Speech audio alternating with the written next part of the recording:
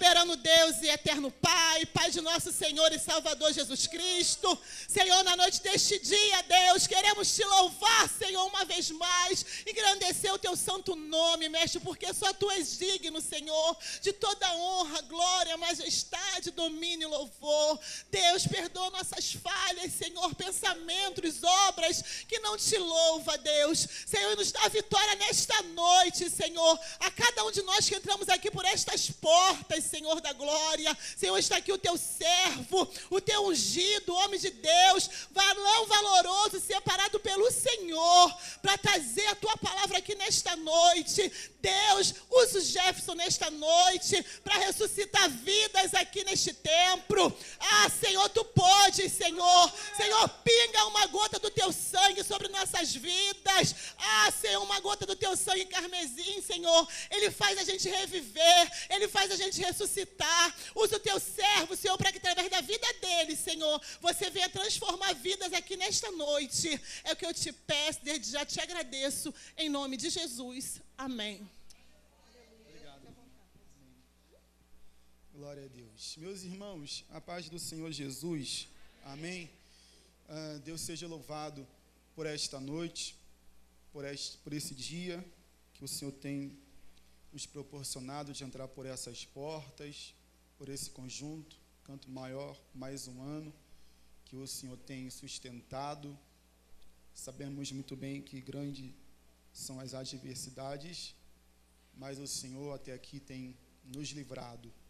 Deus continue sendo louvado neste lugar, por essas portas que estão abertas para esta localidade. Deus abençoe o pastor Daniel, Deus abençoe nosso amigo Vinícius, como também toda a liderança que nos fez o convite, quase que ao vivo, me mandaram o áudio, né?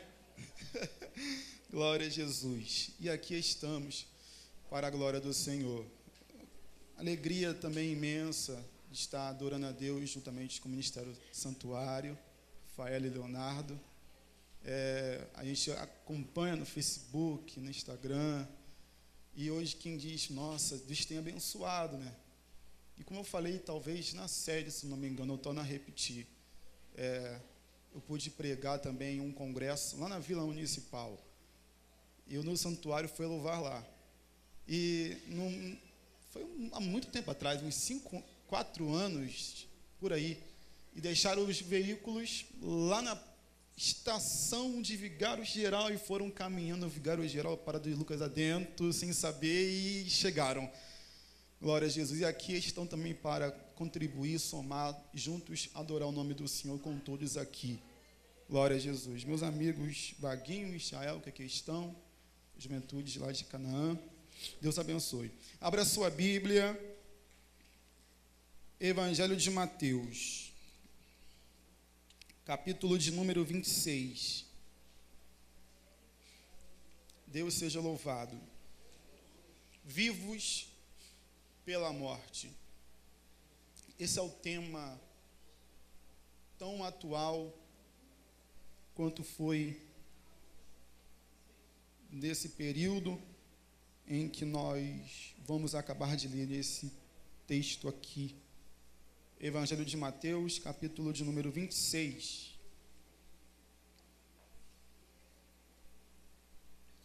Versículo de número 63 ao 65.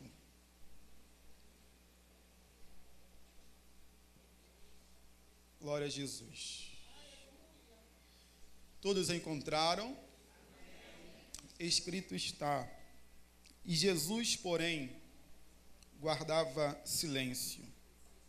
E, insistindo o sumo sacerdote, disse-lhe: conjuro-te pelo Deus vivo, que nos diga se tu és o Cristo, o Filho de Deus.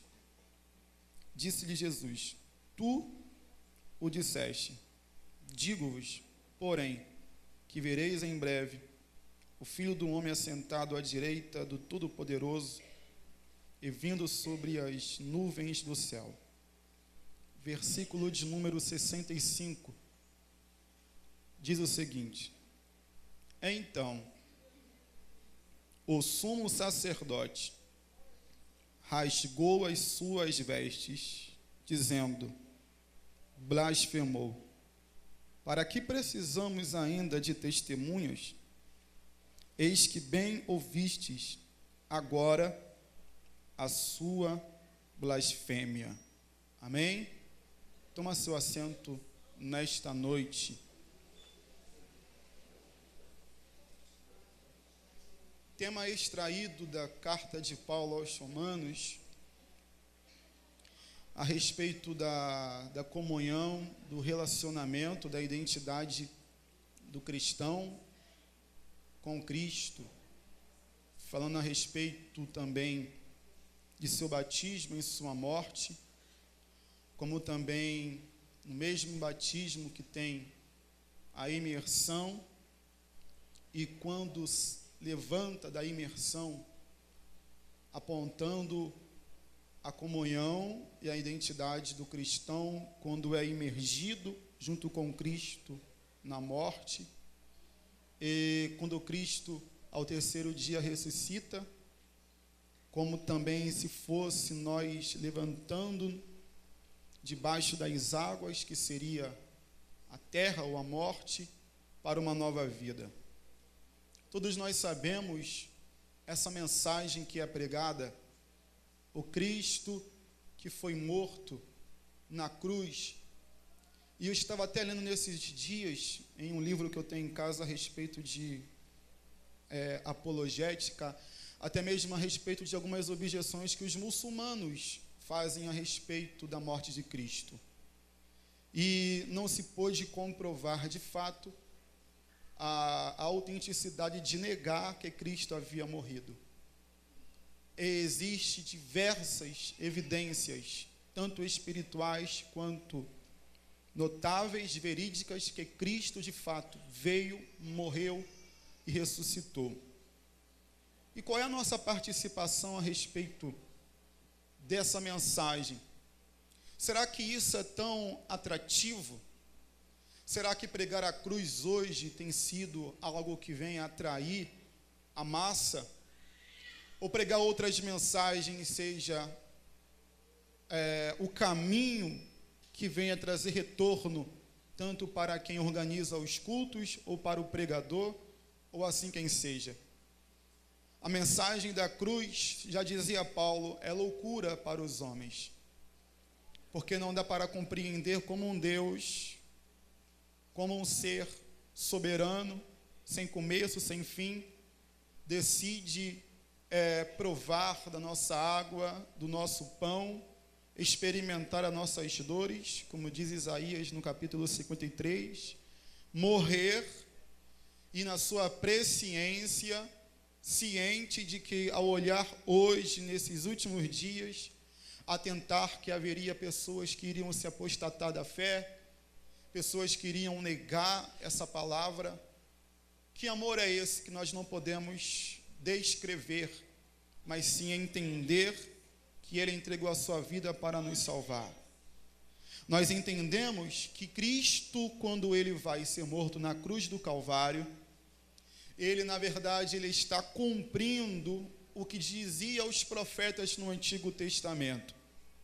Quando lemos no Novo Testamento tudo aquilo que o Senhor estava passando nas suas últimas horas, na verdade era o real da sombra que o Antigo Testamento trazia para o nosso entendimento.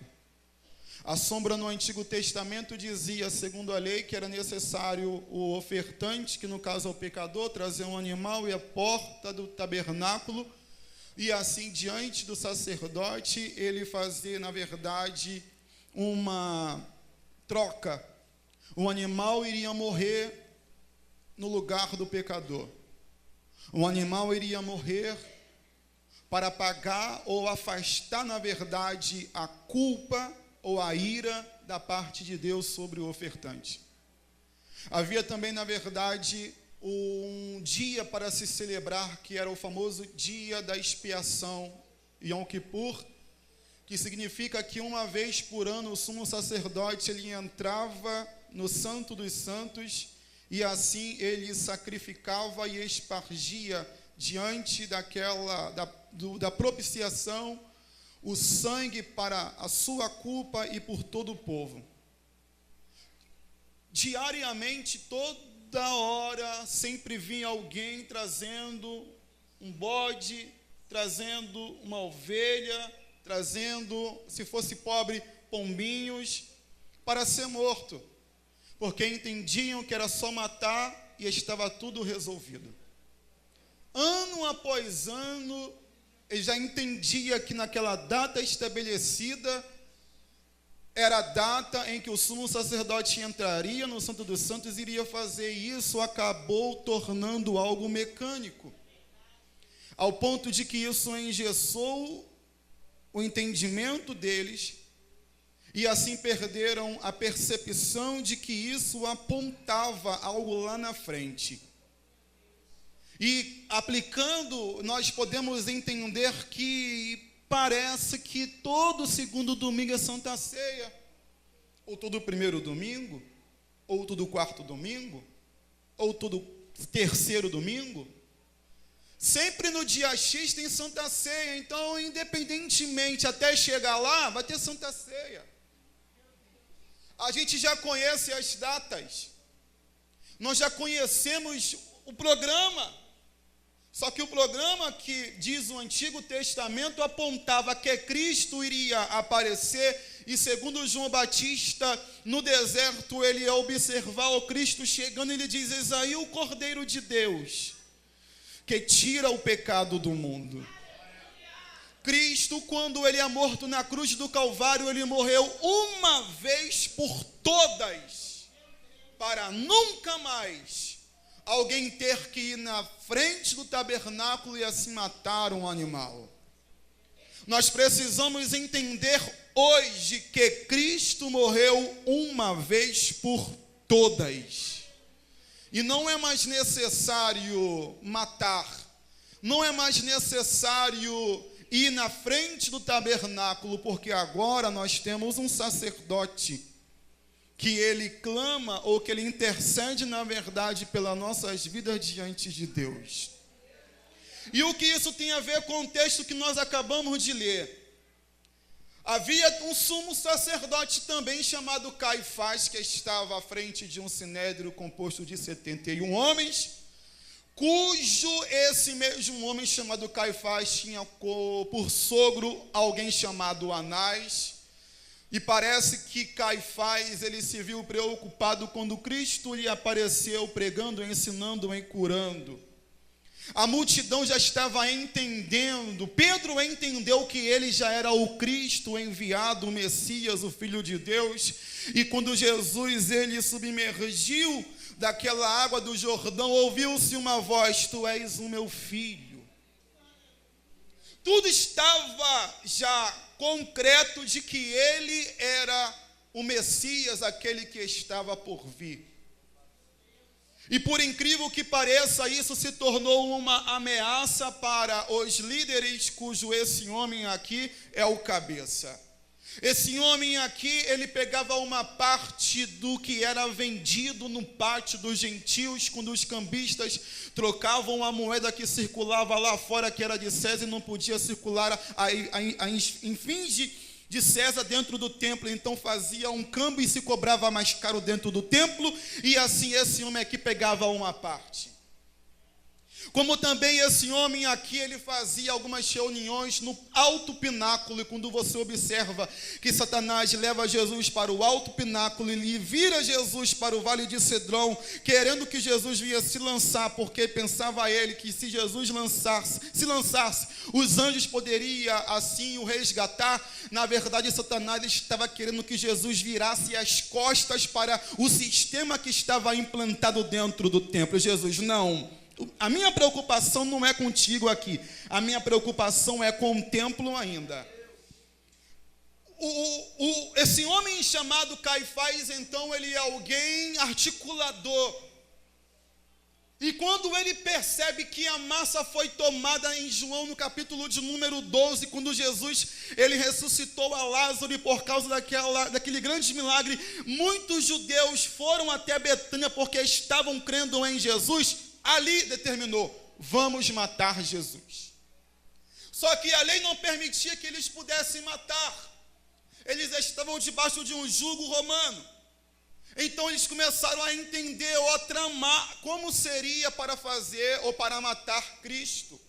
Judas sai entre os 12, se apresenta entre eles, e assim eles começam a tramar quando é que pega Cristo e quando é que vai matar o Senhor. E diz o texto sagrado que quando então conseguem manietar o grande valente, como diz João, a Bíblia diz que não levaram ele para o sinédrio, não. A Bíblia diz que levaram ele para a casa do sumo sacerdote, no versículo 57. Aqui vai começar as injustiças, porque não era comum, não era de acordo com a lei fazer, na verdade, um julgamento na calada da noite, seria de dia. E quando conduziram esse homem para a casa de Caifás, segundo João, primeiro conduziram a casa de Anás. Um pátio, em um lado Anás, outro lado Caifás.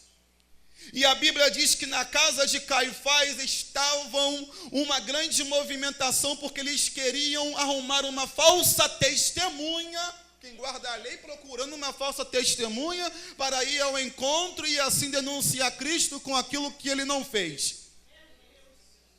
Olha como é a casa desse homem. Não é no templo, é na casa dele. Na casa dele está se procurando uma falsa testemunha para testemunhar contra Cristo. Alguém aparece, eu estava presente quando ele falou, em 3 dias eu derrubo e em 3 dias eu levanto. Não era uma falsa testemunha, na verdade, de fato Jesus falou isso, eles que interpretaram erradamente. Caifás está tão perturbado ao ponto de que ele não consegue se segurar e assim toma a palavra, insistindo ele. É aqui que nós entramos no texto. Conjuro-te pelo Deus vivo, que nos diga se tu és o Cristo, Filho de Deus. E a Bíblia diz que Jesus guardava em silêncio. Segue já o conselho, em algumas casas que você inevitavelmente vai ter que entrar por aí, quando se guarda ou se aguarda a falsa testemunha, guarda a boca, fica em silêncio, porque quem conhece o tempo de Deus sabe a hora de falar.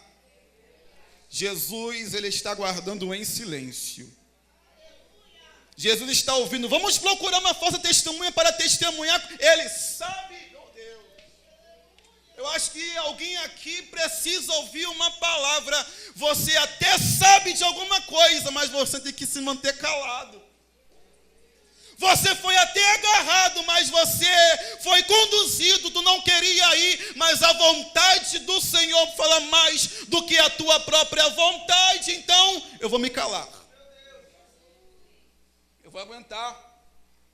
Alguém então vai perguntar, tu és o Cristo? Ele diz, tu o disseste. Saiu da tua própria boca.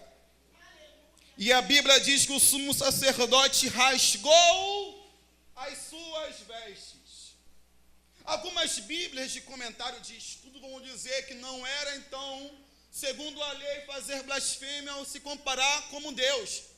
Só que eu pude perceber que as mesmas bíblias não pode notar algo muito lindo aqui. É que esse homem, quando ele rasga suas vestes, ele quer demonstrar uma profunda humilhação ou uma profunda ira pela blasfêmia que, segundo a lei, parece então que é verdade. Só que enquanto esse homem está rasgando as suas vestes diante desses homens que estavam ali, acreditem, senhores, acredite, igreja, ele está quebrando a lei. Porque a Bíblia diz no livro de Levítico, se eu não me engano, isso, no capítulo de número 21, no versículo de número 10, ao sumo sacerdote, ao qual desceu o santo óleo não rasgará as suas vestes. Quando ele rasga as suas vestes, em sinal de profunda humilhação, de profunda ira, por uma blasfêmia que até então está ferindo a lei, em sua hipocrisia dentro da sua própria casa, está fazendo, na verdade, a sua consciência não enxergar que quando ele rasga as suas vestes, ele está transgredindo a lei. Porque a hipocrisia faz isso com muita gente. A hipocrisia quer te mostrar que você está seguindo por um caminho, mas é seguindo por esse caminho que você está quebrando princípios. Se o sumo sacerdote ele rasgou as suas vestes, agora ele não podia mais exercer o ofício de sumo sacerdote. E eu te pergunto, sem sumo sacerdote, quem é que vai entrar no Santo dos Santos para fazer o sacrifício? Ele rasga as suas vestes. Só que até então a cadeira ali era diante dos homens, diante de Deus não tem mais sumo sacerdote. Foi destituído do seu cargo. E agora, como será, a partir desse exato momento, o sacrifício além do Santo dos Santos? O Cristo estava ali, e a Bíblia nos declara que leva Jesus para Pilatos, manda para Herodes, volta para Pilatos, crucifica-o, e quando ele crucifica, João, abra sua Bíblia, no capítulo de número 19, glória a Jesus. Quem é que vai entrar no Santo dos Santos para fazer o sacrifício? Quem é que agora vai oferecer o sacrifício pela nação? Só que a Bíblia diz que Caifás, sem querer, por influência do Espírito de Deus, falou: convenha que um só morra, ao invés de todo o povo. João, no capítulo de número 19, no versículo de número 24, a Bíblia diz o seguinte: disseram, pois, uns aos outros: não a rasguemos, mas lancemos sorte sobre ela, para ver de quem o será, para que se cumprisse as escrituras que diz: repartiram entre si as minhas vestes, e lançaram sortes, e de fato, os soldados, assim. Quem é que vai entrar no Santo dos Santos para oferecer o sacrifício agora pelo pecador? Se Caifás agora está destituído diante de Deus, porque não pode mais exercer esse ofício, na verdade, pastor, o Cristo, o nosso Senhor, maior que Melquisedeque, ele entrou em um santuário, não feito por mãos de homens, mas em um santuário que é maior e eterno. E diante desse santuário ele ofereceu o sacrifício, porque ele é o sumo sacerdote, maior do que Caifás, maior do que Arão, maior do que Melquisedeque. A Bíblia diz que quando pensaram, não tem mais jeito, não tem mais como passar além do Santo dos Santos, lá estava o Cristo sendo conduzido à cruz do Calvário, e aos pés da cruz vão despir o mestre, a roupa de fora vão rasgar em 4 partes, da mesma forma que a roupa de Caifás também se rasgou, porque tanto Caifás quanto a roupa de Jesus que se rasgou aponta para a humanidade de Cristo. Quando Cristo tem as suas vestes cortadas em 4 partes, é porque estava apontando o que já dizia João, capítulo de número 1, veio para os seus, mas os seus não o receberam, mas a todos quantos o receberam, Deus-lhe o poder de serem feitos filhos de Deus. Quantas partes a roupa de Jesus foi rasgada? Apontando que eram os 4 quadrantes da terra que estava sendo alcançado pelo sacrifício de Cristo que estava sendo feito. Quantos lados tem a Nova Jerusalém? 4. Por quê? Porque são os 4 lados, ou as 4 partes das vestes de Jesus na sua humanidade, que foi o Cordeiro que se ofereceu vivo e que foi morto e ressuscitou, e assim te alcançou. Por quê? 4 partes. O interessante é que a Bíblia diz que quando foram pegar a túnica, não conseguiram rasgar. Por quê? Porque a túnica não tinha costura. A túnica era indivisível, não se podia rasgar. E que túnica é essa? É a túnica de Cristo, do sumo sacerdote. Até diante da cruz não rasga a túnica dele. Despiram ele para quê? Não foi eles que despiram Jesus. Foi Jesus que se permitiu se despir de sua túnica sacerdotal para que vinha se cumprir. Primeira carta de Pedro, no capítulo de número 2, versículo de número 9. Vós sois a geração eleita, o sacerdócio. Vocês não arrancaram de mim, eu vou me despir. E quem não era sacerdote, eu vou fazer um sacerdote. Para quê? Para que possa entrar agora de uma vez por todas no Santo dos Santos. Você não entendia, mas quando Cristo teve a sua roupa distribuída em 4, estava apontando na verdade para a salvação. Mas quando a Bíblia diz que não podiam rasgar a sua túnica, é porque aquela túnica ali era a túnica sacerdotal. O Senhor Jesus, segundo Filipenses, no capítulo 2, versículo de número 5, de sorte que haja em vós o mesmo sentimento que houve em Cristo Jesus, que não teve por usurpação ser igual a Deus. Antes, eu vou me despir. E quem estava nu na minha presença, eu vou vestir, para que esteja apto para retornar à minha presença. Oh, glória a Jesus! A palavra de Deus nos relata que enquanto um por hipocrisia está rasgando as vestes, rasgaram as vestes de Cristo, mas a sua túnica não pode se rasgar, até porque a sua túnica mostrava a santidade, a realeza, a pureza, e contra ela não tem como as mãos do homem prevalecer.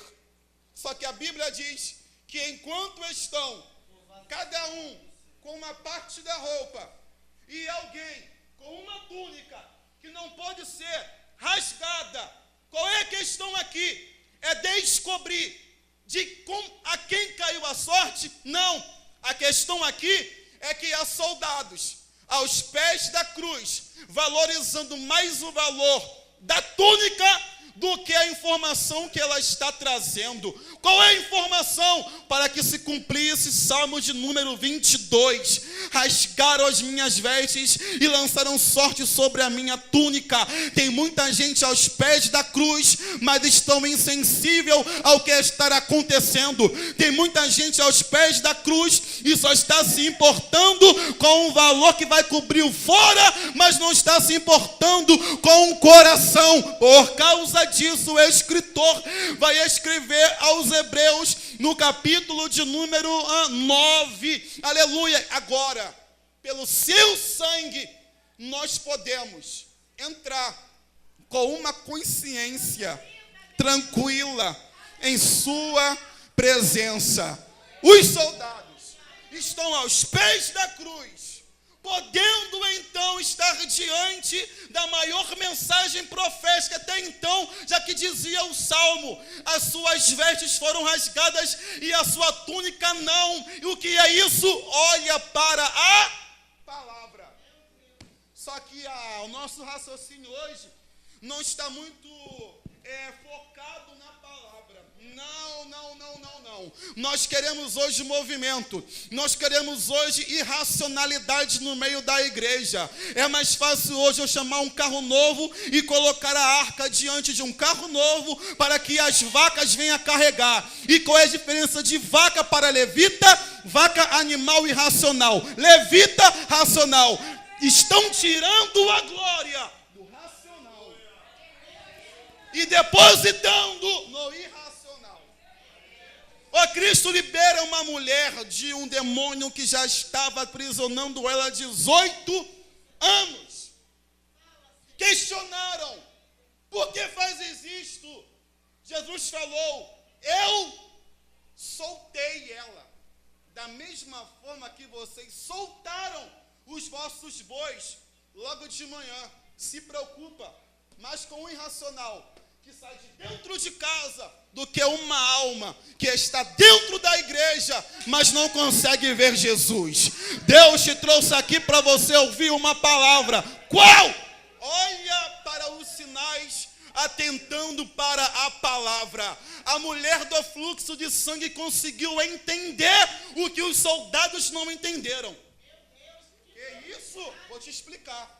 A Bíblia diz o seguinte, livro de Números, no capítulo 15, no versículo 39, para todo homem varão fará uma veste, na ordem das suas vestes, para que não venha seguir segundo o seu coração e segundo os seus olhos. Vocês vão colocar em alguns cilindros uns pequenos rolos dos mandamentos do Senhor. Quando você lê que a mulher diz o seguinte, se eu tão somente tocar na orla das suas vestes, ela está olhando para os cilindros que estavam amarrados com uma fita azul. Enquanto ela seguia o seu coração, gastava dinheiro com o médico. Mas depois que ela entendeu, é só olhar para baixo. É só olhar para a orla. E onde está a túnica de Cristo? Aos pés da cruz. Então eu te faço um convite. Volta para os pés da cruz. Olha para baixo, porque os mandamentos estão na orla. Os mandamentos estão aos pés da cruz. Atenda para o que está escrito na palavra. E quando Cristo morre, quando Cristo vai expirar, vou ter que ler isso aqui, que isso aqui é muito lindo. Capítulo de número 27 do livro de Mateus. Aleluia. Bendito seja o nome do Senhor Jesus. Oh, glória a Deus. No versículo de número 50 está escrito: e Jesus clamando outra vez com grande voz. Aleluia. Eu estou despido, eu estou fraco, eu tive sede. Alguém me deu alguma coisa para mim beber e eu bebi. Eu estou aceitando, porque no primeiro convite, a Bíblia diz que ele provou, mas não bebeu. Porque tem muita boa intenção que Jesus prova, mas não engole. Tem muita coisa boa que Jesus está vendo, mas não está aprovando. Mas na segunda esponja com vinho, a Bíblia diz que ele vai beber. Quando ele bebe, a sua goela molha. E então ele vai tirar força de onde quase que não tem. Ele vai agarrar-se naqueles cravos. Ele vai tomar um impulso, ele vai estufar o peito e com um grande grito ou com uma grande voz ele entregou o seu espírito. E o versículo de número 51, aleluia, e eis que o véu do templo se rasgou de dois, de alto, de Caifás ele mesmo rasga, de Jesus rasgaram, mas o véu do templo, quem rasgou?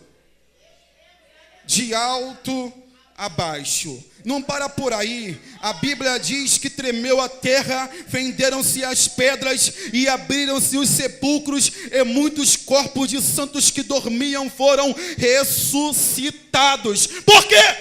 Vivos pela morte. Vivos pela morte. Vivos pela morte. Hoje você tem acesso ao Santo dos Santos. Por quê? Porque agora o Senhor te deu uma nova veste. E que veste é essa? Veste de justiça, veste sacerdotal. Hoje não existe mais véu. Hoje você, segundo Hebreus, a Bíblia diz que ele abriu um novo e vivo caminho. Só quem tem acesso a esse caminho, por favor, se coloque de pé.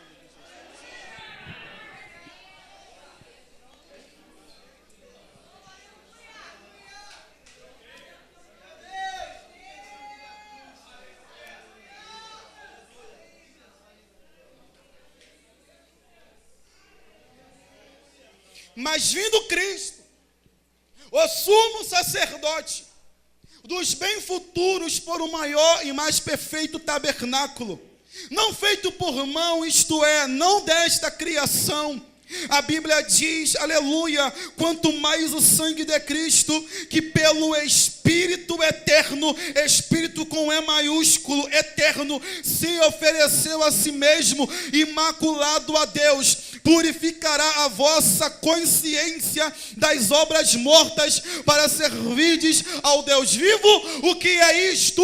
Antigamente se trazia um animal, mas entendia, daqui a um ano eu trago de novo, amanhã eu trago de novo. Por quê? Porque as obras não morrem.